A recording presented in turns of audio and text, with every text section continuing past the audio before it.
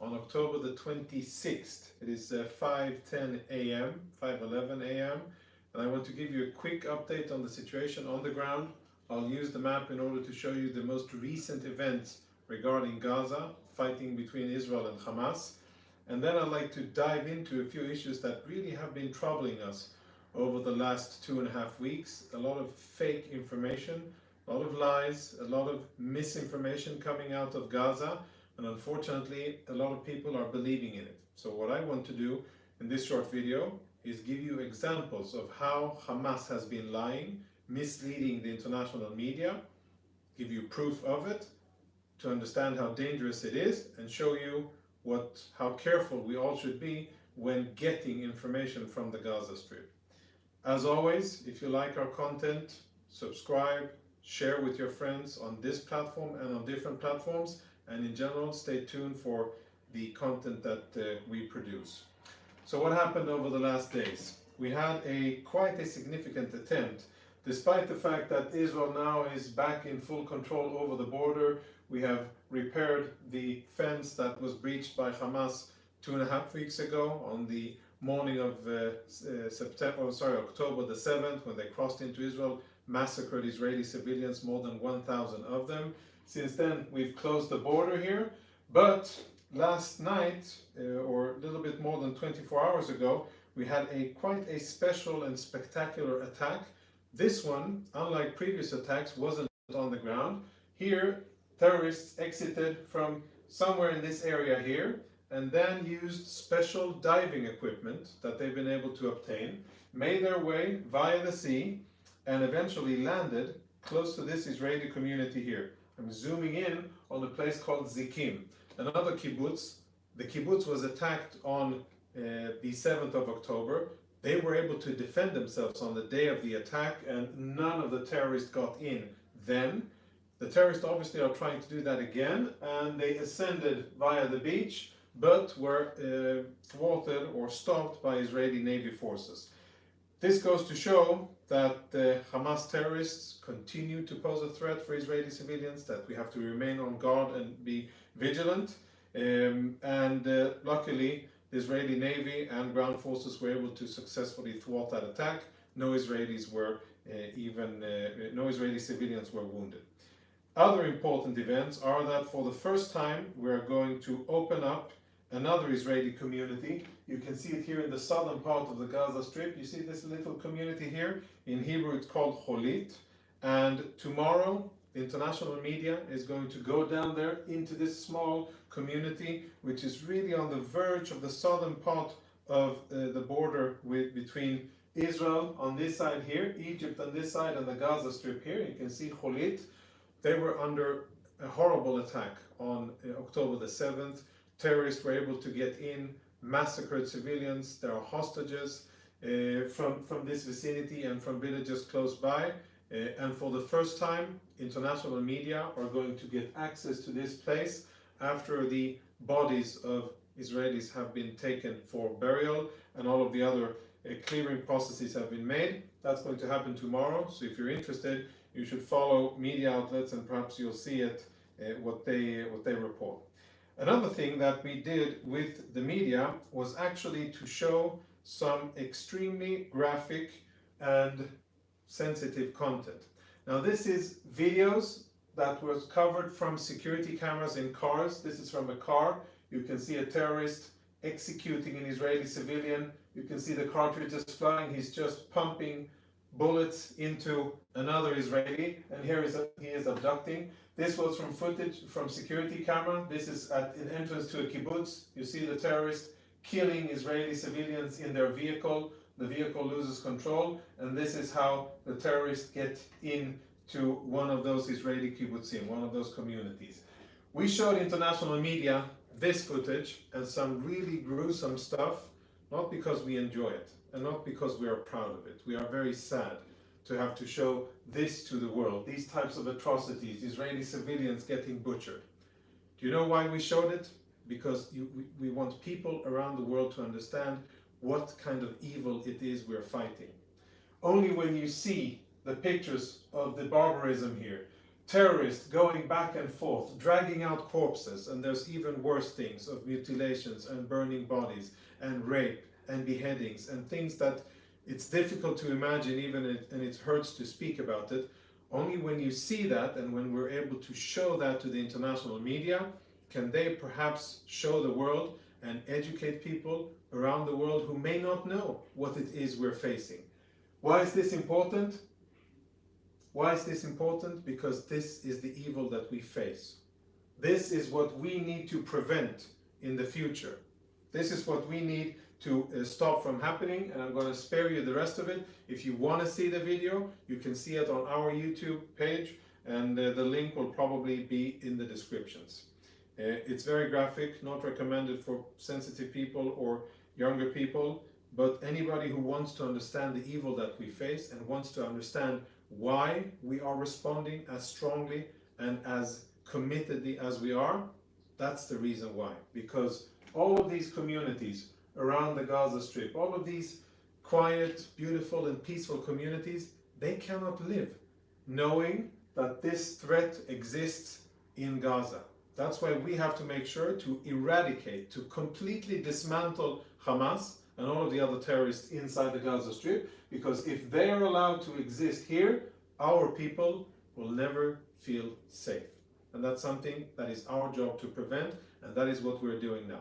That's what the war in Gaza is about. We're fighting Hamas, we're not fighting the civilians, and we're focusing on their military capabilities. We've been striking all over the Gaza Strip, focusing mostly on the northern part, after having asked civilians to evacuate, for them to move south from Gaza City towards the southern area of the Gaza Strip. But we're striking Hamas targets all over the Gaza Strip, wherever there's a Hamas commander, wherever there's a serious person, a senior person in Hamas, we strike them, we strike their military infrastructure, and we try to do as much as possible from the air before the next stage of operations. Now, I want to show you something, a few things, because you may hear a lot of information coming out of the Gaza Strip. You may hear that Gaza is running out of fuel. There's been lots of things said about fuel. And I'd like to show you something that we saw a few days ago. Actually, it was more than a week ago, which indicated that this headline, okay? UN body warns that they only have 24 hours of fuel to run the hospitals because, again, obviously, of Israel's fault. Now, something interesting is actually the date. And if we zoom in and look at the date, here in the lower corner, you can see that it's October 17th. We're October 26th today. I think 24 hours have passed, yet the hospitals continue to run. So might this have been a premature alarm bell? Somebody crying wolf before the situation really became serious? Question. Now, we also see other headlines which are similar, again based on UN agencies and based on other sources of information, which were, this one is quite recent, from a day ago, and again the same warning, and it's all about the fuel. Let's speak a little bit about the fuel. I don't know if you know, but inside the Gaza Strip there are quite a lot of containers of fuel, to store fuel. And this is a tweet that we tweeted a day and a half ago. A zoom in on a few of the different fuel containers that exist inside the Gaza Strip. Now, they're not controlled by us, they're not controlled by the Egyptians, they're controlled by the organization that governs the Gaza Strip. That's Hamas. They have control over fuel. Now, for some reason, UN organizations and humanitarians who are most likely operating out of their goodwill and they want to do good for the civilians there, they're asking us and the world for fuel. But they shouldn't be doing that. They should be asking those who govern the Gaza Strip, which is Hamas. Hamas has fuel, but it's only the priorities of Hamas that are different. Hamas, their priorities are to use the fuel for fighting against Israel, to provide ventilation and air for their tunnel system, to fire rockets at Israel, to have their command and control, and for the families of close and senior Hamas members to have air conditioning and electricity in their houses, but for the rest of Gazans, not so much. For hospitals, not so much. And I think that is a serious issue that is being overlooked by the international community. Yes, the situation in Gaza isn't pleasant. Yes, there are casualties, and we'll speak about numbers in a second. And yes, there is a shortage of many things. All of that is the responsibility of Hamas. They have fuel, they have ability to generate water, they have food, and they have medicine. It's just where they put this that is really the issue. And the priority of Hamas is to use it for themselves in order to fight against Israel, and it's not to provide the humanitarian aid to the humans that need it, which is sad. Now, let's speak a little bit about numbers and casualties, because this already is a frequent issue, a very important issue, and it's going to become even more important. Let's look at this update, okay? This is the number claimed by the Hamas-run Gaza Health Ministry. And why do I say Hamas-run? Because it is run and authorized by Hamas, and it works out of Gaza. Many news outlets, some less respectable than others, still use these sources as a verified official source. Now, if you go into a bit more detail, you'll see that there's lots of emphasis on civilians, but what you don't find is how many the age group of men from the age of 17 to 35. I haven't seen any reference to that. And I know that there are Hamas combatants, fighters, terrorists that are fighting against us that we have been able to kill from the air, but they're not mentioned. It's only about women, children, elderly, and anything but combatants. And that's simply misleading the world and lying. And the sad thing is that they're getting away with it. Now, to be clear, I'm not saying that civilians aren't dying in Gaza. I understand, and that is sad, and that is not our purpose. We're fighting against Hamas. We're not fighting against the population in Gaza. But it is untrue and unfair and incorrect to listen and to take the information from the Hamas-run Gaza Health Ministry at face value, because they have an interest in inflating the numbers of civilians and women and children and elderly killed and making the numbers of Hamas combatants disappear. We're going to hold their feet to the fire and publish our information of the amount of Hamas combatants that have been killed for the world to see that this isn't only a story about civilians getting killed, it's first and foremost about us fighting against Hamas. Let's speak a little bit more about credibility when we speak about casualties. You remember this headline? Hundreds of people were killed in the BBC. There was, of course, the New York Times headlines as well. They even went as far as to actually quote the numbers that Hamas said, 500. Since then, I haven't seen any proof of 500 people killed in that parking lot. And I've seen lots of proof and visual investigations confirming that it was a rocket fired by Palestinians that landed in the parking lot, probably caused casualties there and people were killed, but I haven't seen an official, verified, independent number, and I don't know how many were killed. I'm sure that people were killed, and that is sad. Not Israel's fault. Hamas and the Islamic Jihad's fault. But I ask, why aren't questions being asked of Hamas and the so-called health authority in Gaza? Why don't we ask them how many people were actually killed? You claim that Israel was to blame for the attack. That has been proven false, debunked. And you claim that 500 people were killed, which is part of the tally, the number that I showed just before. Where are those 500 people? Who verified that? Because every life does matter, and we don't want to see civilians killed, and we care if civilians are killed, then let's be accurate about the numbers. And the Palestinians are not, and that is really a sad thing. And that's unfortunately not only me thinking. I think that President Biden has already been informed by his staff, by seeing the reality on the ground, and he understands that the numbers coming out of the Hamas-controlled authorities in Gaza are not reliable.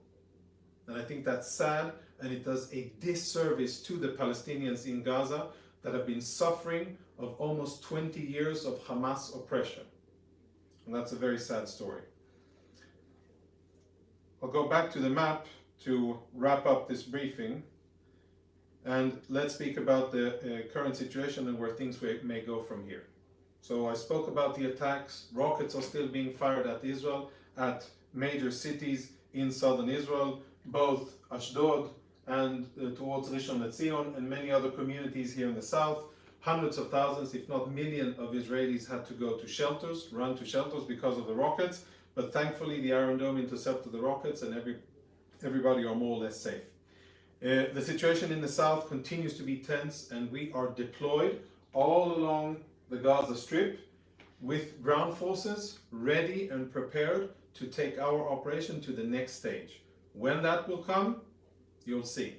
But we are ready, and we are going to strike Hamas in such a way that they won't have any other option but either to die or to surrender. We also understand that it's going to be a long war, and it's not going to be easy, and it's clear for all of us. But we are very committed to going in, taking care of Hamas, and again I go back to the most important part. These communities need to be able to live in safety within their sovereign and defended borders, knowing that there are no monsters on the other side of that border that will try to perform the same atrocities that Hamas did on Saturday, the 7th of October, when more than 1,000 Israeli civilians were massacred and more than 222 were taken hostage into Gaza. That is what this conflict is about, nothing else. We didn't start this war, Hamas did. We didn't start it, but we're going to end it. If you like this content and if you find it useful, share it. You can comment, you can ask us questions for future briefings. We try to listen and produce content according to what people ask.